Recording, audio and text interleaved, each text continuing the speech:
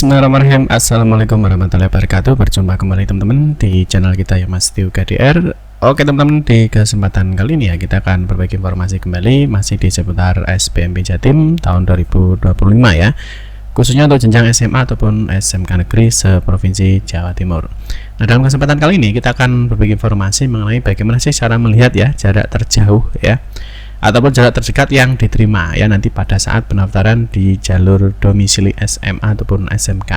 Nah, berikutnya teman-teman nanti kita akan bahas juga ya untuk aturan seleksi dan jumlah memilih sekolahnya ya di dalam jalur domisili SMA ataupun SMK. Oke, pertama kita awali teman-teman untuk pendaftaran ya di jalur domisili, yang nanti mana di jalur domisili nanti langsung ada dua jenjang teman-teman ya. Jadi ada jenjang SMA dan juga ada jenjang SMK, yang mana nanti selain pendaftaran ya, terus daftar ulang di sini nanti juga ada terkait dengan pemenuhan kuota ya. Jadi ada pemenuhan kuota atau pemenuhan pagu ya. Mungkin nanti bagi teman-teman yang belum paham apa sih artinya pemenuhan kuota atau pagu ya, nanti teman-teman bisa cek ya di video kita sebelumnya. Teman-teman bisa cekkan saja dengan keyword kuota ini ya, termasuk ini kita sudah membahas di beberapa informasi mengenai kuota gitu ya. Oke, berikutnya teman-teman untuk jadwal jangan lupa untuk pendaftaran ini hanya dibuka 2 hari ya, jadi tanggal 26 sampai dengan 27 Juni 2025. Nah, tentunya nanti kita akan membahas ya untuk SMK itu yang digunakan pemeringkatannya apa. Untuk SMK itu apakah ketika jarak ya, jadi jarak yang diterima itu berapa sih yang terjauhnya, itu nanti apakah di dua jenjang ini sama ataupun tidak gitu ya. Oke, yang berikutnya teman-teman untuk pendaftaran ya. Jadi nanti untuk pendaftaran di tahap 3 kalian hanya bisa memilih salah satu ya, jadi tidak bisa keduanya ya. Jadi mulai sekarang kalian bisa menyiapkan apakah mau daftar di SMA atau mau daftar di SMK. Ini tentunya dua hal yang sangat berbeda ya. Jadi untuk sistem pemeringkatannya di SMA dan SMK beda. Nah, karena kita nanti membahas untuk di jarak teman-teman ya, jadi kita nanti membahas jarak ya, tentunya nanti tidak semua jenjang ini pemeringkatannya menggunakan jarak gitu ya. Oke, berikutnya untuk pertanyaan berapa sih jarak terjauh dan terdekat yang diterima ya di jalur domisili SMA atau SMK. Nah, ini untuk tahun ini teman-teman ya, jadi untuk SMA itu berbeda ya. Jadi untuk SMA tidak menggunakan jarak lagi ya, tapi menggunakan nilai. Nah, maka yang menggunakan jarak ini hanya untuk di jalur domisili di jenjang SMK gitu ya.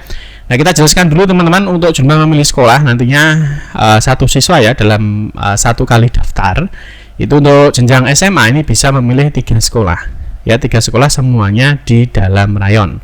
Nah, tetapi misalkan di dalam rayonnya itu misalkan sekolahnya hanya ada 1 atau 2 ya, berarti kalian maksimal hanya bisa memilih sejumlah sekolah itu. Tapi kalau misalkan di dalam rayonnya ada 3 atau lebih ya, misalkan ada 5 sekolah ya, berarti kalian bisa memilih maksimal 3 sekolah di dalam rayon. Nah, sedangkan untuk SMK ini bebas teman-teman ya. Jadi meskipun jalur domisili ya teman-teman ini bebas bisa daftar di dalam ataupun di luar rayon ya, tanpa ada pembatasan wilayah rayon. Terus berikutnya teman-teman, ini untuk sistem pemeringkatan atau seleksinya ya. Nah, ini yang perlu dipahami untuk di jalur domisili ya, sehingga nanti kalian paham yang dimaksud dengan pemeringkatan untuk jarak itu apakah SMA dan SMK apa tidak ya. Nah, untuk sistem pemeringkatan atau seleksinya ya untuk SMA ini yang digunakan yang pertama adalah nilai akhir akademik ya. Nilai akhir akademik ini sama dengan nilai akhir gabungan teman-teman ya, jadi nilai akhir gabungan. Nah, sehingga teman-teman berarti untuk di SMA ya di jalur domisili nanti berarti jarak terdekat dan terjauhnya ya tentunya tidak ditampilkan. Nah, meskipun nanti ada di dalam sistem pemeringkatan, tapi pertama yang diprioritaskan itu adalah nilai akhirnya. Ini untuk SMA. Nah, jika ada nilai akhir yang sama, baru yang dicek adalah jaraknya. Ya, itu ya, jaraknya sama, baru cek usianya. Ketika usia sama, baru cek di waktu pendaftarannya. Nah, ini hampir sama dengan tahap 2 teman-teman ya. Jadi hampir sama dengan tahap 2. Kalau di tahap 2 itu kan hanya terbagi menjadi 1 ya. Jadi tahap 2 ini di prestasi akademik ya, di sini sama ya. Jadi yang digunakan nanti adalah nilai gabungan. Setelah nilai gabungan baru yang dicek adalah jaraknya. Itu ya, setelah jaraknya ini waktu daftar. Nah, ini hampir sama dengan yang domisili. Cuma kalau domisili di poin 3 ini yang dicek adalah usianya dulu. Ya, setelah usia baru waktu daftar. Jadi di sini sebelum waktu daftar ya di domisili ada usia. Itu ya, ini untuk jalur domisili dengan prestasi akademik ini untuk sistem pemeringkatan tidak jauh berbeda ya, karena yang pertama yang dicek itu adalah nilai gabungannya. Jadi kalau misalkan ini ya, nah, nilainya tinggi tapi jaraknya jauh, dia juga berpeluang untuk bisa diterima, gitu ya. Nah ini berbeda teman-teman dengan yang SMK ya, dengan yang SMK. Nah kalau SMK itu adalah yang pertama adalah jaraknya. Nah sehingga nanti yang digunakan untuk pemeringkatan itu tidak nilainya dulu ya, yang dulu ini bukan nilainya tapi adalah jaraknya. Nanti kita kasih contoh untuk tampilannya. Nah berarti nanti yang bisa kita bahas di dalam video ini ya, jadi adalah jarak terdekat dan jarak terjauhnya, yaitu berarti nanti di jenjang SMK. Karena kalau jenjang SMA yang digunakan adalah nilai akhir gabungannya. Itu ya, paham ya? Nah ini kalau SMK yang pertama adalah jarak, jika jarak sama usia, jika usianya sama maka yang diambil adalah waktu pendaftaran. Ini ya, jadi perbedaannya hanya di sini ya. Nah, kalau SMA ada nilai akhirnya dulu. Ya, jadi sama ya, yang membedakan di sini. Untuk SMA yang diambil yang pertama adalah nilai akhirnya. Oke, paham ya sampai di sini ya. Oke, berikutnya untuk pertanyaan, jadi berapa jarak terjauh dan terdekat yang diterima? Berarti adanya hanya di jalur domisili jenjang SMK, karena jenjang SMK yang diambil yang prioritas itu adalah jarak rumah ke sekolah dari siswa tersebut ya. Nah teman-teman, untuk jarak terjauh dan terdekat yang diterima di jalur domisili SMK ini dapat dilihat saat pengumuman diumumkan sesuai dengan jadwal yang sudah ditentukan. Nah untuk saat ini ya belum bisa dilihat ya, karena kita belum tahu pendaftarnya itu siapa, terus jaraknya berapa saja kan belum bisa diketahui. Nah ini hampir sama teman-teman ya dengan pemeringkatan ini. Pemeringkatan ini kalau ditanya misalkan di jalur nilai akademik, untuk nilai terendah tertingginya berapa, lah belum bisa diketahui. Nanti bisa diketahui kalau sudah ada hasil pemeringkatan final.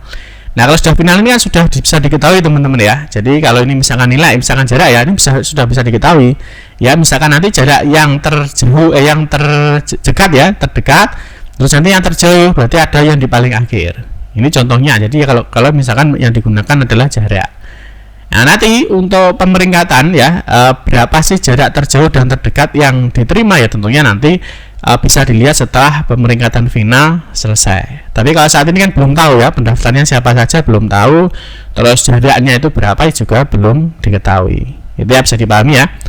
Nah terus berikutnya teman-teman, ini untuk yang digunakan secara fix ya, untuk jarak itu adalah di titik rumah saat teman-teman melakukan pengambilan PIN. Jadi ketika pengambilan PIN itu kan sudah menitik lokasi rumahnya. Nah ini akan ditarik garis lurus teman-teman ya ke sekolah tujuan kalian.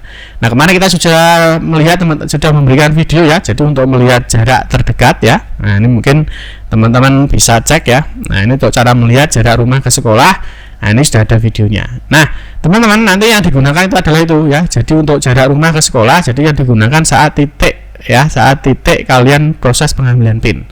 Misalkan di sini ya, di sini ada jaraknya ya. Misalkan di titik di desa A misalkan. Nanti kalau misalkan ke SMK A, SMK B, SMK C ini sudah ada jaraknya. Jadi nanti yang digunakan sebagai pemeringkatan itu adalah yang ada di sistem SPMB. Jadi bukan kalian tarik sendiri ya dari rumah menggunakan Maps, tidak, tapi yang digunakan jaraknya adalah yang sudah kalian titik waktu pengambilan PIN, itu nanti yang dijadikan acuan titiknya ke sekolah tujuan. Jadi nanti berapa meter atau berapa kilo gitu ya.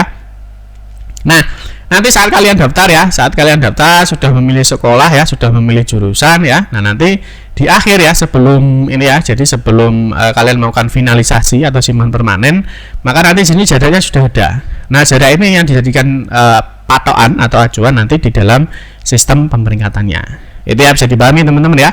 Nah terus nanti untuk melihat di sini ya, misalkan di SMK 1 ya, misalkan SMK 2, SMK 3, di 3 pilihan ini, nanti sini jaraknya sudah akan kelihatan. Nah, jarak ini nanti yang akan digunakan sebagai sistem pemeringkatan di dalam jalur domisili SMK gitu ya.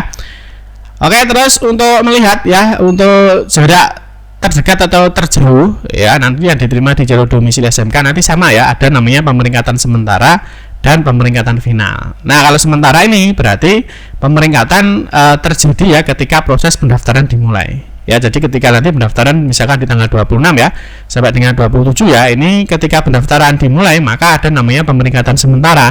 Nah ini sama ya dengan di jalur di jalur nilai akademik ya.